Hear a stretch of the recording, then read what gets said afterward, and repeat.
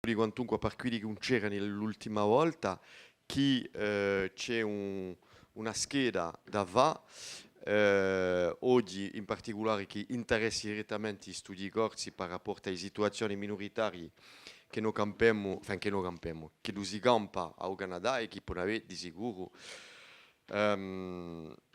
influenze in ciò che noi pensiamo qui. Dunque, un viscuretti mica di pedanotti, di elaborare una scheda, una viscia e chi ha vini l'insieme di questi visci 10 più 2 di Bogencampo saranno valutati nel quadro di vostra formazione qui in corti. Bien, deux mots de préliminaires qui étaient de l'ordre de la pédagogie, toutes mes excuses. Nous accueillons aujourd'hui Lise Gauvin et François Paré, collègues du Canada. Voilà, c'est un très très grand plaisir pour le Centre culturel universitaire et son outil, le Spazio Natale Luciani, de les accueillir aujourd'hui ici dans le cadre d'une tournée en Corse sur, bien entendu, des thématiques qui regardent directement la Corse, mais de façon très largement transposable les situations minoritaires dans le monde entier, qu'elles soient linguistiques, sociolinguistiques, ici plus particulièrement en littérature. Donc, bienvenue et merci d'être là. En fait, vous êtes présent physiquement, mais vous êtes présent dans nos bibliographies depuis, j'allais dire bien longtemps, mais il ne faut pas non plus spéculer sur cette antériorité, mais en tout état de cause, vos travaux, respectivement, nous ont servi souvent, puisque nous pratiquons ici aussi une grande transversalité entre les problématiques de sociolittérature, de littérature, de linguistique et de sociolinguistique, et que votre présence ici est tout à fait dans le fil de ce que nous pratiquons ici, bien entendu, avec toute la transposabilité de vos théories. Alors, nous allons commencer par une conférence de Lise Gauvin, La francophonie littéraire, un archipel inachevé. Et nous enchaînerons à peu près sur une 35-40 minutes. Nous prendrons un moment, je pars sur le contrôle de Mathieu Gradiani, nous prendrons un moment d'échange et nous enchaînerons pour arriver aux alentours de 16 heures. Mais pour ceux qui ne sont pas en études de Corse, nous pourrons aller au-delà, bien entendu, de cet horaire. Voilà, peut-être Mathieu, deux mots. Et voilà, et Lise, vous aurez la parole tout de suite. Merci beaucoup. Salut à toutes. Donc, je remercie les présents, aussi bien intervenants qu'étudiants. Donc, Lise Gauvin et François Paré ont été présentés. J'interviens au titre des relations internationales qui co-organisent cet événement. Pour remettre l'événement dans son contexte, justement, cette conférence s'inscrit dans un cycle de 3 conférences. La première ayant eu lieu hier à Bastia et la troisième aura lieu demain à Mbogonia, à la médiathèque. Donc si des gens de la région sont intéressés, bien évidemment ce n'est jamais 3 fois la même, donc vous aurez toujours des choses intéressantes à entendre. 3 conférences dont une à l'université, mais 2 autres hors de ces murs pour tenter justement d'élaborer davantage de contacts entre la société civile et l'université. Et on remercie d'ailleurs nos intervenants d'être aussi sensibles à ces problématiques. Il y aura donc, comme vous l'a expliqué Alain, un petit moment de discussion à l'issue de chaque propos. Vu l'affluence étudiante d'aujourd'hui, j'ai bon espoir que certains d'entre vous se lanceront, poseront des questions, n'hésiteront pas à demander ce qui les intéresse, d'autant plus que, comme vous l'a dit Alain, il y a une attente auprès de vous. Alors pour commencer, Lise Gauvin, je vais vous laisser la parole. Je pense que tous les tests ont été faits. Au moment que je vous laisse carrément mon micro ou celui-ci. Les deux. Nicolas, c'est bon? Voilà. Donc merci à tous. Est-ce qu'il fonctionne? Fonctionne, oui, fonctionne. Bon, je vous remercie beaucoup de cette invitation. Je suis ravie de me retrouver ici où je suis déjà venue une fois. Donc c'est ma 2e visite à Corté et j'en suis tout à fait reconnaissante à ceux qui ont prévu cette rencontre. Et moi, je vais vous parler de la francophonie, mais il faut bien préciser que mon regard ou ma réflexion sur la francophonie part de ma situation de Québécoise qui est, qui est disons, une situation assez particulière, puisque le français en Amérique du Nord est parlé par 2% de la population. Donc, nous sommes extrêmement minoritaires en Amérique du Nord, mais majoritaires au Québec. Alors, sur les 2%, il y a peut-être 1,9 quelque chose pour cent qui concerne le Québec. Alors, c'est à la fois majoritaire au Québec, minoritaire, et aussi, je m'intéresse aux littératures de langue française hors de France. Donc, c'est la définition que je donne, avec laquelle je travaille. C'est mon point de départ. Alors, s'il est difficile de savoir avec précision ce que recouvre aujourd'hui le terme de francophonie, la notion de francophonie littéraire fait également problème et recouvre un vaste ensemble hétérogène qui résiste à toute grille simplificatrice, mais dont les signes n'en attirent que davantage l'attention par leur singularité même. Créé en 1880 par le géographe Onésime Reclus, pour désigner l'ensemble des populations utilisant le français, le terme qui s'est maintenu jusqu'à présent renvoie à un concept non stabilisé, hésitant entre le culturel et le politique. On distingue généralement, selon le statut accordé au français, les zones où le français est langue maternelle de celles où il est langue officielle ou langue d'usage, bien que seconde. Et à cela s'ajoutent les pays où il est encore langue privilégiée, comme en Europe centrale ou orientale. Cette classification, même sommaire, a toutefois le mérite de faire voir des disparités de situations socio-culturelles dans lesquelles évoluent les écrivains dits francophones. Disparités qui se trouvent encore accusées du fait que l'usage tend à opérer de plus en plus un clivage entre les écrivains français de France et ceux qui écrivent en français, c'est-à-dire tous les autres. Qu'on soit ou non d'accord avec cette distinction, elle tend à s'imposer tout aussi bien dans les ouvrages à vocation pédagogique que dans les écrits théoriques qui tentent de problématiser l'espace littéraire francophone. À l'occasion du Salon du Livre de Paris en 2006, consacré aux littératures francophones, plusieurs questions se sont posées et ont été discutées sur la place publique. La première, gênante parce que toujours récurrente et toujours irrésolue, c'est-à-dire que recouvre au juste la notion de francophonie? Est-ce une étiquette commode servant à regrouper les anciennes colonies françaises? Est-ce une manière de désigner les locuteurs français hors de France tout en les marginalisant? Est-ce une façon pour l'État français d'assurer sa présence au sein d'organismes internationaux? Quoi qu'il en soit, dès que l'on tente de préciser le sens du mot, il y a toujours un reste, c'est-à-dire des exceptions, des éléments qui ne cadrent pas avec la définition. Les écrivains antillais, comme les réunionnais, pourtant considérés comme faisant partie de cet ensemble flou que l'on nomme la francophonie littéraire, ne figuraient pas parmi les invités officiels du salon à cause de leur nationalité française. On ne s'en sort pas aisément. Comment donc désigner les diverses littératures francophones sans les marginaliser et d'une certaine façon les exclure? Comment par contre ne pas constater le statut particulier de ces littératures qu'on a du mal à nommer? Littérature mineure, au sens de Deleuze et Guattari, d'après Kafka, c'est-à-dire une littérature qu'une minorité fait dans une langue majeure. Littérature minoritaire ou petite littérature, au sens de Kundera. Tour à tour, ces désignations ont été choisies pour décrire des systèmes à la fois autonomes et interdépendants. Et je voudrais faire d'abord un retour sur ces notions qui, chacune, véhiculent une conception différente de la francophonie littéraire. Alors, je vais d'abord, on va commencer par Kafka. Si on revient à Kafka et à son journal, il faut préciser que celui-ci n'emploie jamais le terme de littérature mineure, mais celui de petite littérature.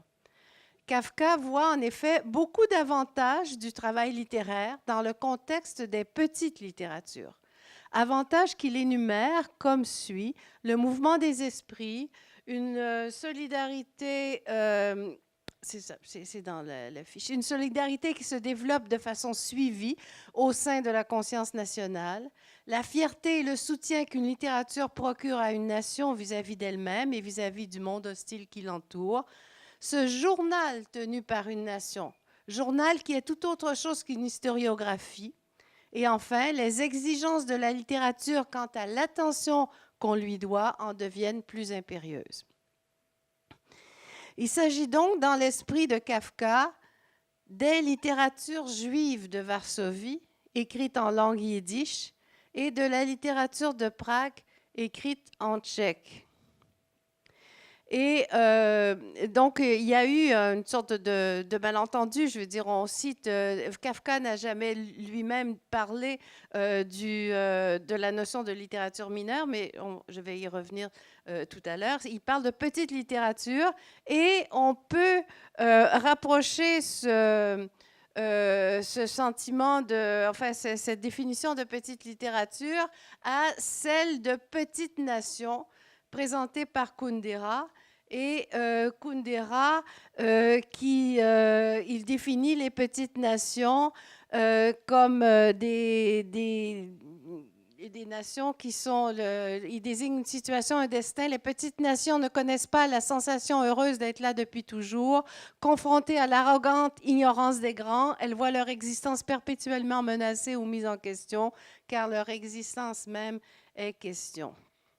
Alors, la littérature des petites nations semble ainsi condamnée à un perpétuel balancement entre le peu connu, le mal connu ou le pas connu du tout, ce qui est le plus lourd des handicaps. Leur existence même est en question. Les petites littératures, donc, telles que définies par Kafka ou par Kundera, correspondent à ce que mon collègue François Paré a désigné sous le nom de littérature de l'exiguïté, qu'il définit comme des littératures qui vacillent entre une gloire un peu surfaite et le désespoir de n'arriver qu'à engendrer de l'indifférence. On rejoint ainsi Kafka qui, dans sa description des petites littératures, parlait de l'exiguïté de l'espace, ce qui se traduit dans les faits par une faible diffusion hors de l'enceinte initiale.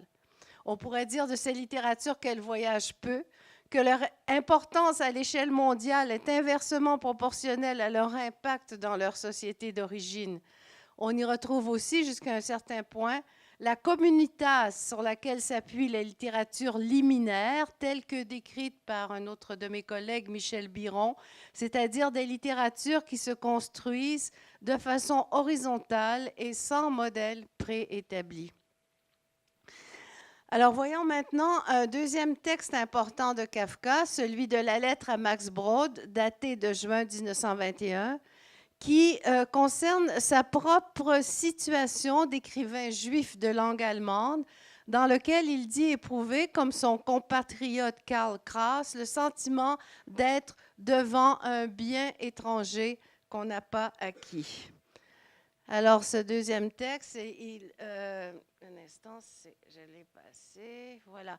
Alors, il écrit, en parlant de sa situation, de ceux qui, comme lui, écrivent en allemand, qui vivent à Prague. Alors, il vivait entre trois impossibilités, que je nomme par hasard des impossibilités de langage, mais qu'on pourrait appeler tout autrement, l'impossibilité de ne pas écrire, l'impossibilité d'écrire en allemand, l'impossibilité d'écrire autrement, à quoi on pourrait presque ajouter une quatrième impossibilité, l'impossibilité d'écrire.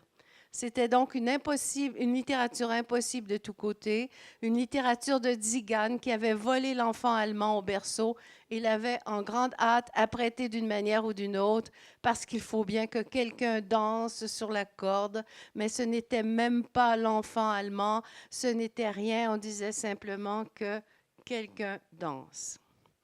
Alors, ce sont ces textes qui ont été détournés d'abord par leurs traducteurs, et c'est là toujours la traduction de Marthe Robert qui fait autorité, puis par l'interprétation qu'en ont donnée Deleuze et Guattari. Ces derniers, dans leur ouvrage sur Kafka, opèrent une fusion des deux passages du journal, l'un sur la littérature, l'autre sur la langue, et ce faisant, on pourrait dire qu'ils forment un beau contresens ou qu'ils inventent une nouvelle notion, la notion de littérature mineure, qui n'existe pas chez Kafka, et qu'ils définissent comme suit.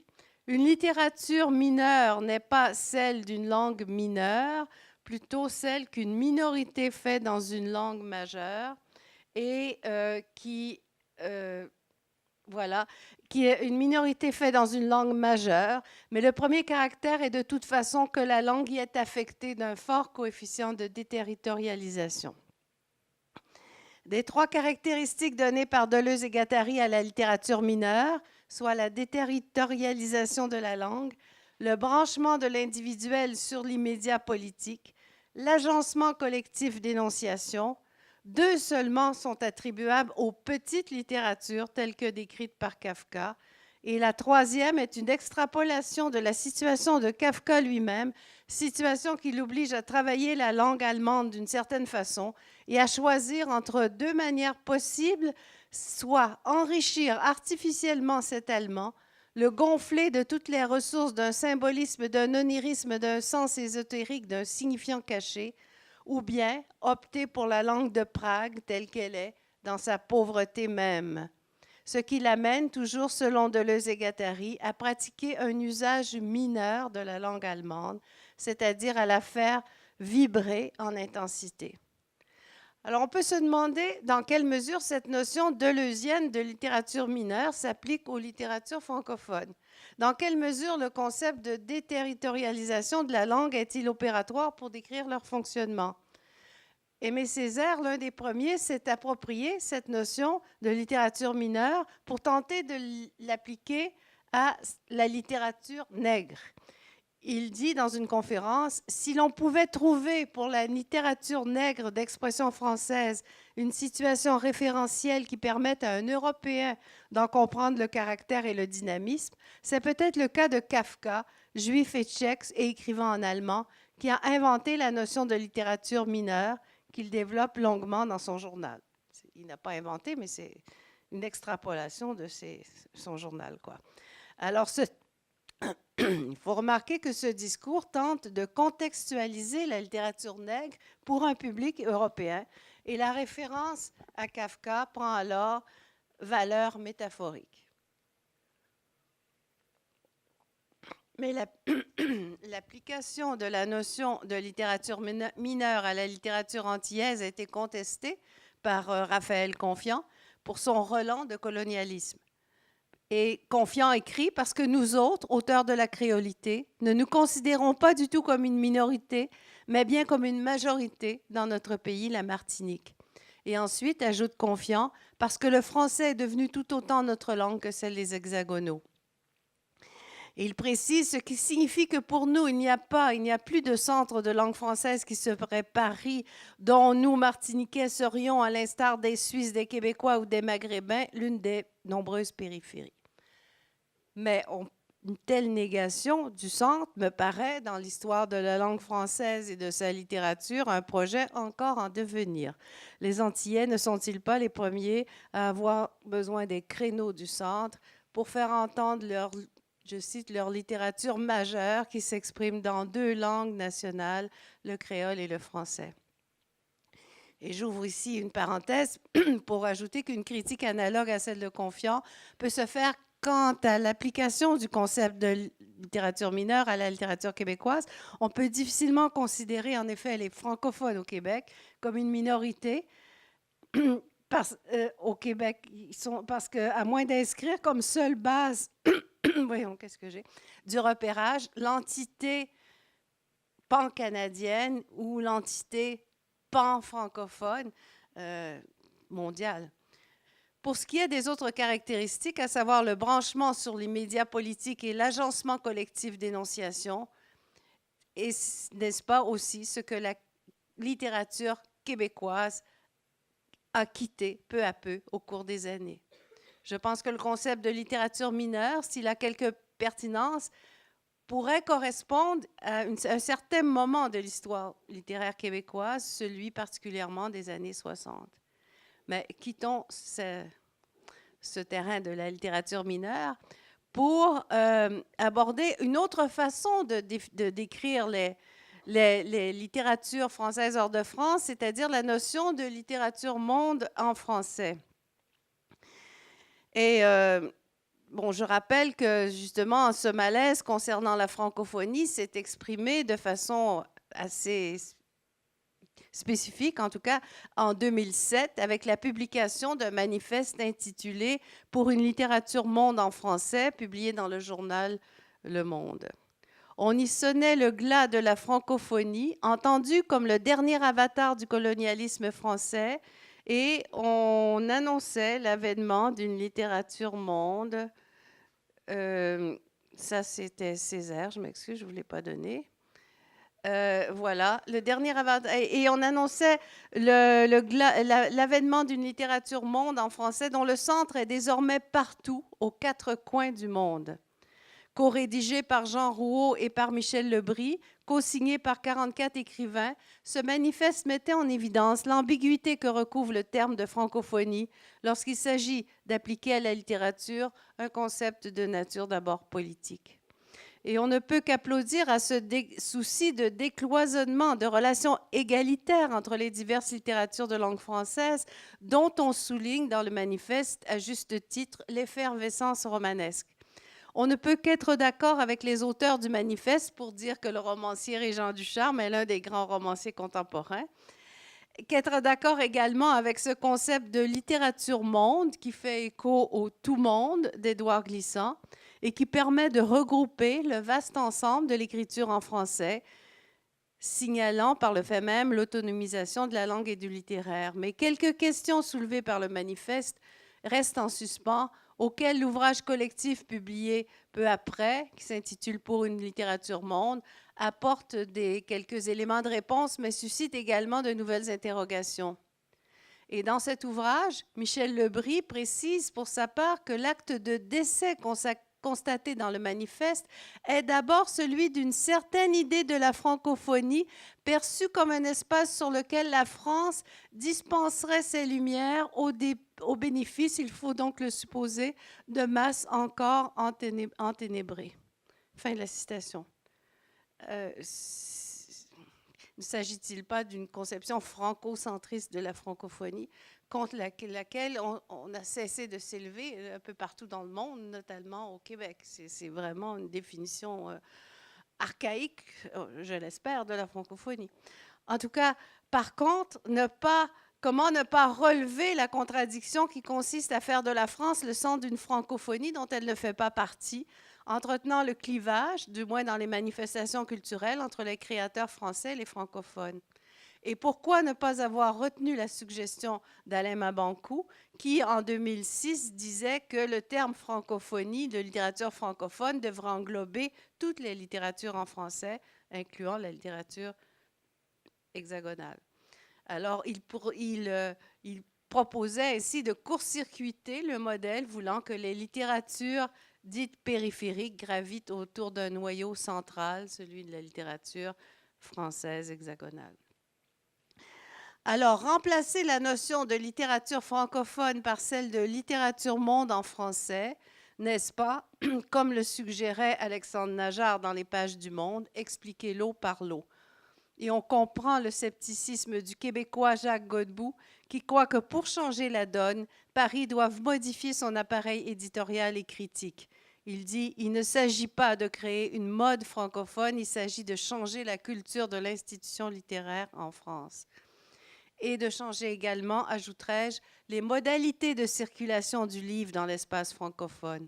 Car je doute que le manifeste et le mouvement qui lui est relié suffisent à modifier le centralisme de l'institution littéraire parisienne ou encore la dictature de la diffusion, selon l'expression de Mabanckou.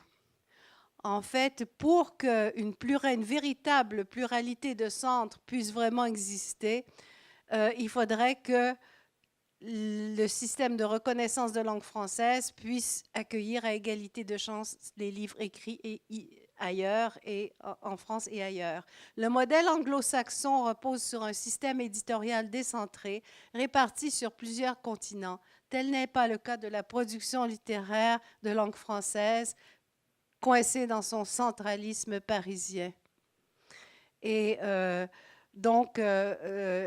autre contradiction aussi, en fait, les signataires du manifeste trouvaient comme fait significatif du fait que la littérature monde en français s'écrivait aux quatre coins du monde, le fait que les prix de l'automne 2007 avait été donné en grande majorité à des auteurs dits francophones, mais qui publiaient dans les grandes maisons d'édition parisiennes. Alors, était-ce vraiment l'indice d'une pluralité de centres? C'est une des contradictions du manifeste. On peut reprocher donc à la littérature monde ce que Glissant reprochait à la négritude de Césaire, une trop grande généralisation. La totalité monde, selon Glissant, ne saurait faire l'économie du lieu, ni du concept de littérature nationale. Je cite Glissant, « J'appelle littérature nationale cette urgence pour chacun de se nommer au monde, c'est-à-dire cette nécessité de ne pas disparaître de la scène du monde et de courir au contraire à son élargissement. » Et après avoir cité l'exemple de la littérature québécoise, je cite Glissant, qui parle des ricadements acérés de Jacques Godbout, des emportements inspirés de Gaston Miron. Glissant poursuit, toujours à propos des littératures nationales, « Il leur faut tout assumer d'un seul coup, le combat, le militantisme, l'enracinement, la lucidité, la méfiance envers soi, l'absolu d'amour, la forme du paysage, le nu des villes, les dépassements et les entêtements. C'est ce que j'appelle notre irruption dans la modernité. » Alors, la notion de tout monde chez Glissant, ça c'était dans la définition qu'on lit sous la plume de Lebris. Alors, une définition absolument un peu, à mon avis, inacceptable de la francophonie, ou en tout cas archaïque. Alors, ça, voilà. Donc, la notion de tout monde chez Glissant est complexe et s'oppose à tout ce qui peut ressembler à un universel généralisant.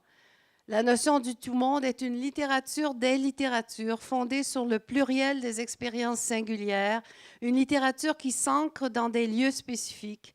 Elle contredit celle de littérature monde par l'importance accordée aux littératures nationales, à la notion du lieu, ainsi que par le rejet d'une certaine conception de l'universel.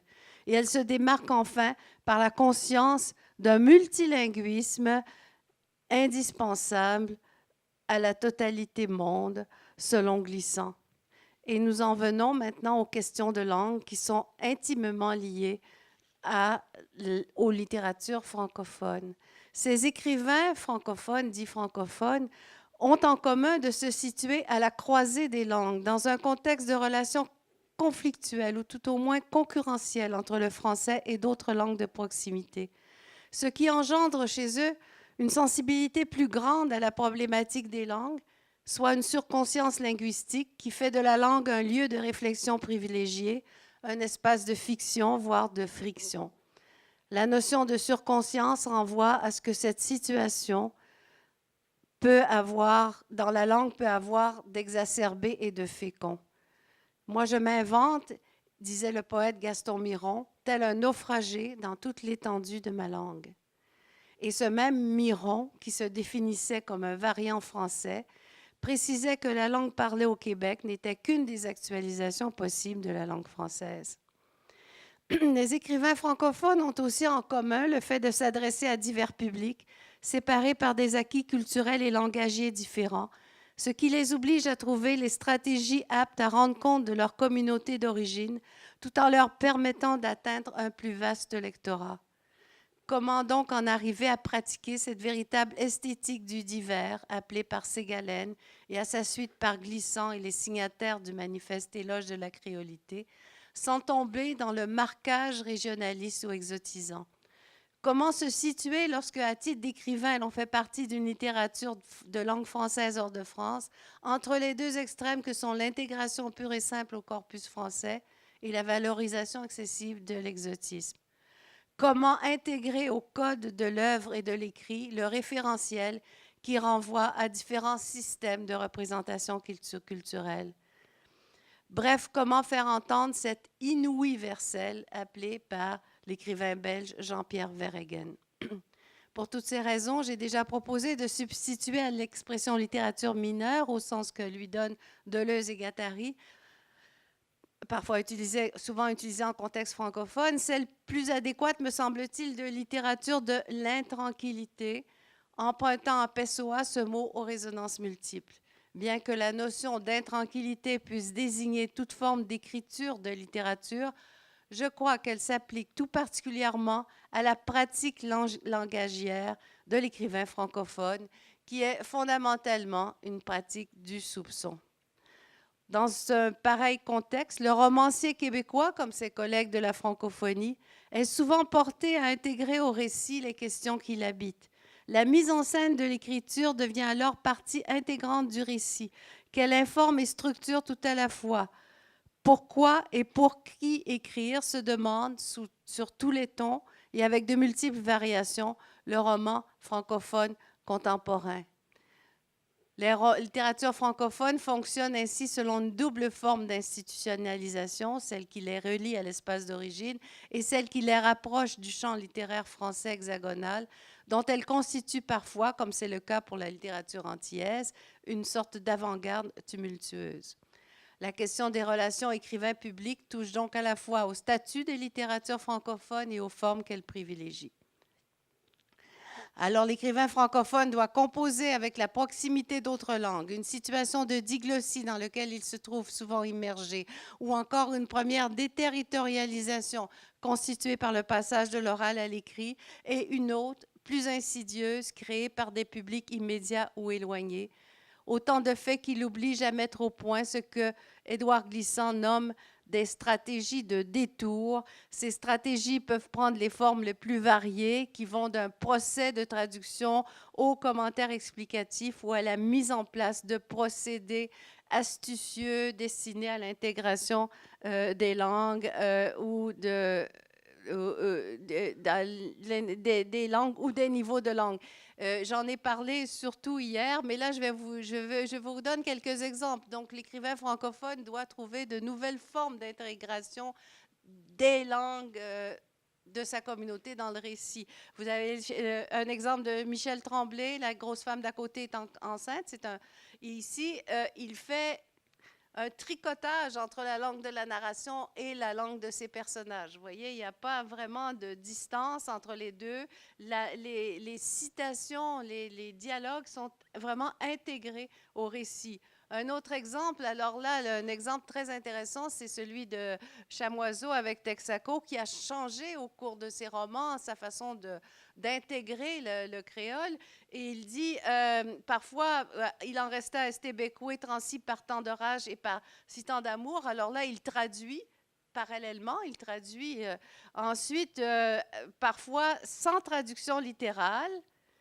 Et parfois, il va même jusqu'à mettre une note en bas de page. Enfin, c'est toute l'utilisation. Il remplace la note par toutes sortes de stratégies à l'intérieur même du récit. Et parfois, il va, dans un certain livre comme Big Blick des derniers gestes, mettre une abondance de notes, mais des notes qui sont ironiques, qui sont de fausses notes d'une certaine façon, qui n'ont plus vraiment de rapport, enfin, qui sont comme un prolongement du récit.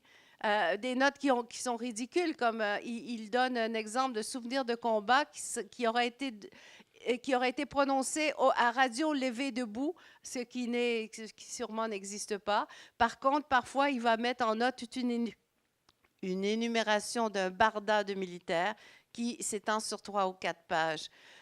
Ça reprend un peu la façon dont Régent Ducharme utilise les notes aussi, parce que, vous savez, les éditeurs demandent des explications. Alors, il faut mettre un système de notes explicatif. Et alors, Régent Ducharme joue avec cette contrainte et il en fait, par exemple, dans un de ses livres, quand il voit Monde ordinaire, il s'amuse à mettre la note en anglais. Quand I want to get off en anglais, il change le texte, ils disent arrêtez la terre, je veux descendre, et il met une note au mot anyway, puis là il fait l'orthographe phonétique tout simplement. Alors c'est vraiment des stratégies qui sont ludiques, mais en même temps qui sont une nouvelle façon de répondre à une contrainte par une forme d'invention. Par exemple, chez Chamoiseau, c'est ça, on passe de la contrainte à l'invention. La note intervient de façon de plus en plus manifeste dans le déroulement du récit, tout en affichant la présence d'un auteur présent in fabula qui entre en relation avec un lecteur présent lui aussi in fabula. Et on n'a plus l'aspect décoratif que prend le langage populaire et on est très loin des effets de réel du roman de type réaliste. Un peu la même chose avec Régent Ducharme. Alors, je dirais que, en fait, le texte littéraire francophone s'appuie sur des glissements de langue qu'il doit inscrire d'une façon ou d'une autre dans la poétique du roman, glissements qui deviennent, dans certains cas, comme chez Chamoiseau ou chez Ducharme, une interrogation sur les frontières entre vérité et fiction. Alors, en analysant les systèmes ainsi produits, on ne peut que constater l'aspect laboratoire que constituent ces expériences romanesques. Un laboratoire particulièrement vivant, dont l'effet est de proposer de nouvelles poétiques romanesques. Barthes a bien montré que depuis Flaubert, la littérature est devenue une problématique du langage. Cependant, dans la situation particulière de l'écrivain francophone, l'oblige à une mise en scène constante de ses propres usages. Et dans l'espace littéraire francophone, la problématique du langage s'éloigne assez rapidement d'une opposition centre-périphérie ou d'une dialectique de l'écart par rapport à une norme centriste pour proposer ses propres modèles qui rejoignent une interrogation plus large sur la nature même du fait littéraire. C'est en cela même que la posture de l'auteur francophone devient exemplaire de toute démarche d'écrivain. Condamné à penser la langue, à trouver sa propre langue d'écriture dans un contexte multilingue, cet auteur doit inventer de nouvelles formes aptes à faire entendre la complexité de ses appartenances. Il doit ainsi, sans renoncer à certains seuils de lisibilité, composer avec l'opacité des cultures singulières dans l'imaginaire de la langue. Par l'éclairage qu'elle projette sur l'ensemble du phénomène littéraire et le renouvellement des formes et du langage dont font preuve les réalisations de leurs écrivains, ces littératures se sont engagées dans des esthétiques de résistance, mais plus encore dans des poétiques novatrices qui, à leur tour, modifient le champ littéraire. La notion de littérature monde en français ne saurait faire l'économie des spécificités de ces regroupements. Elle ne saurait faire l'abstraction non plus du sort réservé à la langue française à l'époque du virtuel et du global. Et je ne peux m'empêcher de craindre pour ma part qu'elle ne soit un avatar déguisé de l'idée d'universel dont on sait qu'elle a trop longtemps été un concept proposé par les cultures dominantes pour assurer leur hégémonie. Il y aura une véritable littérature monde en français lorsque des liens seront créés d'une littérature à une autre, sans passer par quelque centre que ce soit. Cela reste à venir. Quant à la francophonie littéraire, elle se construit peu à peu grâce à la volonté de ses auteurs de créer des réseaux et rhizomes d'interrelations comme un archipel en expansion, arrimé aux singularités des territoires symboliques qui le constituent, mais un archipel inachevé dont l'inachèvement même constitue le signe d'un devenir possible. Écrire en français, quand on fait partie d'une de ces littératures, c'est accepter de s'inscrire dans une dynamique de l'instable, une poétique du doute et de l'incertain, une pratique du soupçon. L'intranquillité est une force, un privilège que les littératures francophones d'Amérique partagent avec d'autres qui, sur la scène du monde, déroutent et dérangent, car elles ne seront jamais établies dans le confort ou l'évidence de leur statut. Merci.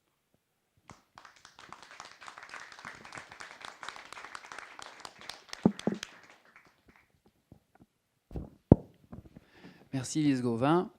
Alors je présume qu'il y a des questions, des interrogations, peut-être des demandes d'éclaircissement, notamment sur certains concepts applicables à notre situation, ou considérations qui se rapprochent de ce qu'est un peu le quotidien, ou de l'enseignant ou de l'étudiant de Corse ou d'études Corse. Vous voyez, là aussi, on est sur des des histoires de frontières, Alain. Oui, juste pour laisser le temps un petit peu aux étudiants de réfléchir à leurs questions. Moi, j'avais une question sur la variété. En Corse, nous développons bien entendu un concept qui est celui de langue polynomique. Est-ce que dans ces littératures, dans la littérature francophone, par exemple au Canada, comment sont considérés dans cet ensemble que vous évoquez, par exemple le joual ou le chiac? Est-ce que il y a un statut particulier dans une continuité avec la francophonie, ou alors ces variétés-là sont-elles soumises à des phénomènes d'individuation qui vont petit à petit pratiquer un écart avec le français? Voilà, j'avais une curiosité sur ces variétés, langues, je ne sais pas comment les appeler, par exemple au Canada, mais il peut y en avoir d'autres. Ça peut être aussi le cas du créole par rapport au français dans les Antilles. Peut-être juste pour nos amis étudiants, deux précisions préliminaires, si vous pouvez nous expliquer brièvement ce que sont ces variantes dont on vient de parler, Alain. Le joual, en fait, est une variété de français. Comme dit Gaston Miron, c'est une variante du français. C'est la même syntaxe que le français. Sauf que c'est la langue, la langue populaire, particulièrement montréalaise.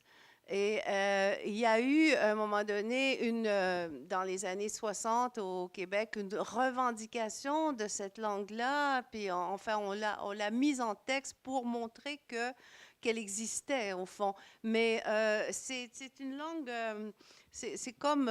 c'est ça. C'est à la fois une langue un peu archaïque, mais enfin, c'est une variété de langues qui utilisent des archaïsmes, mais pas seulement ça, mais dans lesquelles il y a des expressions en anglais. Alors c'est une langue matinée d'anglais avec des expressions, c'est une langue un peu mixte. Mais par exemple, Michel Tremblay, dont j'ai donné un extrait de roman, là, a eu un grand succès de scandale en 1968 en faisant entendre cette langue-là au théâtre avec une pièce fameuse qui a fait le tour du monde qui s'appelle Les Belles-Sœurs. C'est une assemblée de belles-sœurs, de femmes dans une cuisine qui sont réunies pour coller des timbres primes et puis qui s'expriment vraiment comme elles s'exprimeraient dans le milieu populaire montréalais. Et au théâtre, eh bien, ça a fait un peu scandale, ça a fait un peu un choc. Et c'est ça. Et lui a dit, ben, il faut montrer cette langue-là puisqu'elle existe, mais il faut arriver à faire en sorte que c'est une étape transitoire. Il n'y a personne qui a voulu inscrire un système littéraire, fonder un système littéraire sur ce niveau de langue. C'est un niveau de langue.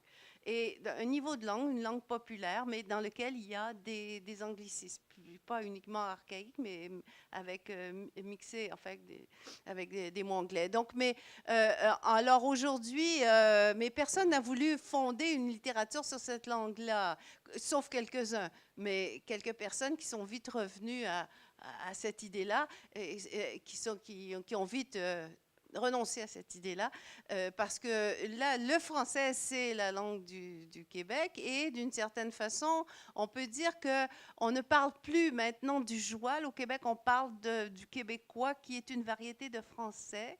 Le mot lui-même a à peu près disparu, et tout ça, c'est aussi parce que à un certain moment, dans les années 60, il y avait un risque de déperdition du français parce que historiquement, les Canadiens français étaient minoritaires, de langue française étaient minoritaires dans les institutions, dans les sociétés, etc. Et il y a eu un grand changement au Québec avec l'institution en 1977 de cette espèce de loi 101 qui fait du français langue officielle et qui oblige, disons, qui a donné un statut officiel juridique au français qui devient la langue de l'affichage, de l'enseignement, du travail, etc. Donc, il y a les écrivains qui avaient utilisé le joual des années 60 voulaient dénoncer une situation et une menace. Et là, ça a été à partir des années 70, bon, ça s'est stabilisé. Puis là, maintenant, chacun prend son bien où il veut. Et je pense qu'il n'y a pas vraiment de censure par rapport à la langue d'écriture au Québec. Bon, et chacun va chercher des expressions populaires, mais au besoin, je veux dire, selon le contexte, etc. Mais ça reste une variété de français, sauf qu'il y a peut-être un plus grand, disons qu'il y a peut-être encore quand même dans cette langue populaire une présence de l'anglais un petit peu plus importante. Peut-être pas qu'en France, parce qu'on exagère beaucoup en France, mais enfin, plus dans la syntaxe que dans le vocabulaire. Quant au chiac, ben ça, c'est la langue la langue populaire de l'Acadie. France Daigle, qui est un auteur acadien, en a fait presque un sujet de récit.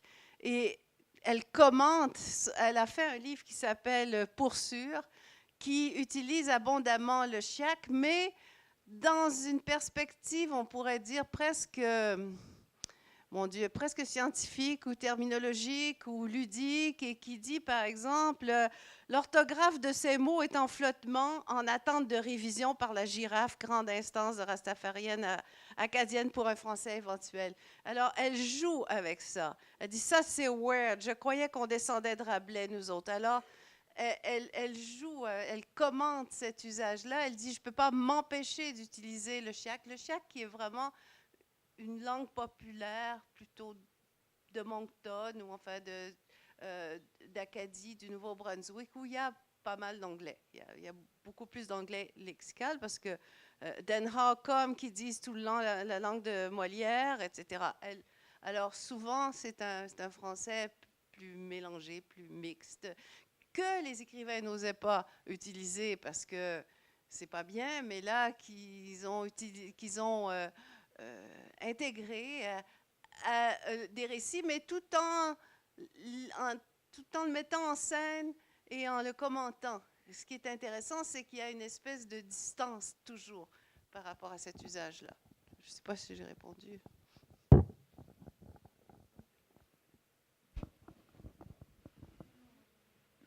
Alors derrière, non? Rien à dire sur le français régional, dit régional de Corse, non? Les Corses sont-ils francophones?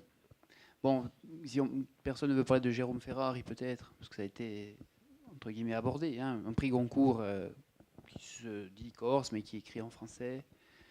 Non? Bon. Est-ce que vous avez une idée de la littérature qui s'écrit au Québec? Est-ce que ça éveille quelque écho? Probable que non. Non. Mais il y a dans ce que vous avez dit des passerelles qui s'ouvrent quand même. C'est le problème aussi des petites littératures, enfin, que ne sortent pas beaucoup de leur milieu d'origine, c'est ça le... Si on demande aux étudiants, oui, Jacques. Oui, moi je voudrais insister sur ce qui m'apparaît comme une différence entre les situations que tu évoques et la situation corse. Hein, je rappellerai ce que j'ai évoqué hier. Il me semble, et je demande l'assentiment ou la correction du public, il me semble que pour la Corse, c'est tout à fait différent. Il y a, bien évidemment, il y a une présence de la mixité linguistique entre le français et le corse. Mais elle est toujours, il me semble qu'on peut l'affirmer ainsi, elle est toujours affectée d'un coefficient de dérision presque spectaculaire. Il n'y a jamais, me semble-t-il, assomption par l'auteur de la valeur littéraire. Il y a toujours, ça se fait toujours sous l'empire de la hiérarchie diglossique. Je fais cela en français, oui. Je peux citer par exemple ce que disait une voisine de ma mère quand on lui demandait Sava, elle avait émigré à Lubino, vous savez, de Bastia, ville, jusqu'à Lubino. Alors, on lui demandait, ça va, vous êtes bien là-bas? Elle disait, oh oui, vous savez, là-bas, je suis bien, vraiment, j'ai bien. J'ai tout qu'est-ce qu'il faut, j'ai tout qu'est-ce qu'il faut, j'ai ma cocotte minus, j'ai mon cagibus, j'ai vraiment tout qu'est-ce qu'il faut. Mais c'est toujours cité sous le sceau de la dérision. Et lorsque ça apparaît dans un texte littéraire, ça conserve, on va dire, comment dire, cette dérision qui est de l'ordre de l'oralité comique. Hein. Il y a une truculence de langage, il y a un plaisir, mais qui est réservé à ce qui est la dérision, me semble-t-il. Chaque fois que si on parle français, si on opte pour le français, on a conscience de transposer dans cette langue-là tout un contenu qui est noble. C'est la noblesse de la culture corse que l'on entend traduire dans cette langue noble qu'est le français. Bon, j'exagère peut-être un petit peu, mais c'est pour signifier ce qui m'apparaît comme une différence. C'était un peu comme ça chez Molière aussi. C'était comme ça au 19e siècle au Québec avec les premières pièces de théâtre qui étaient jouées. Et ça avait toujours, la langue populaire avait cet aspect caricatural. Mais ça a changé.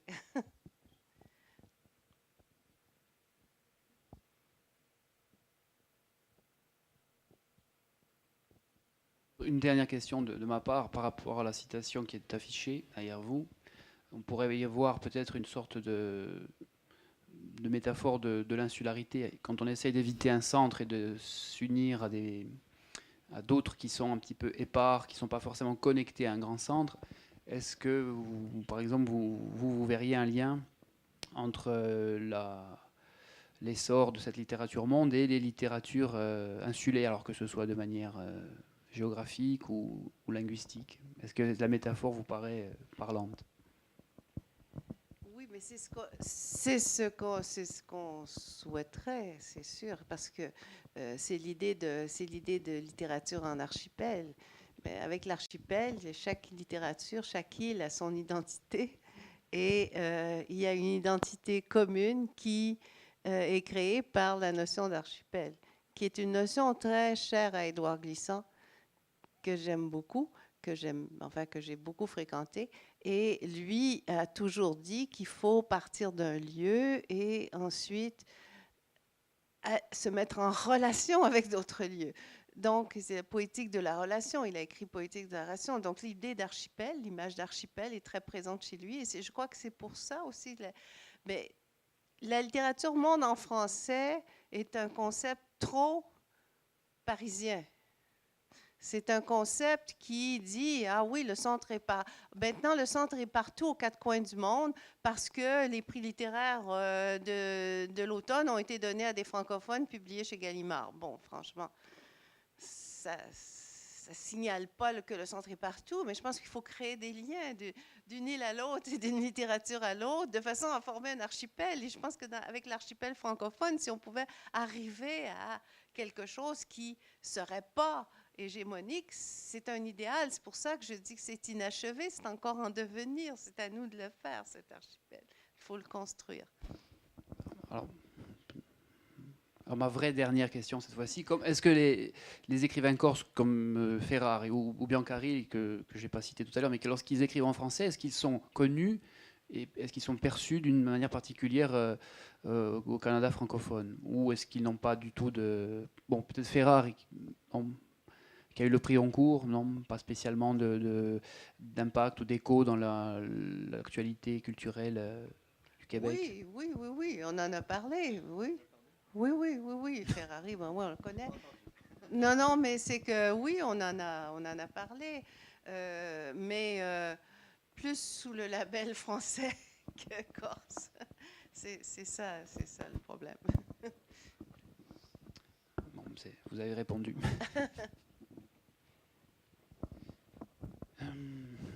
Oui, une question là où quelqu'un s'agite, non? Ah bon, je croyais. Bon.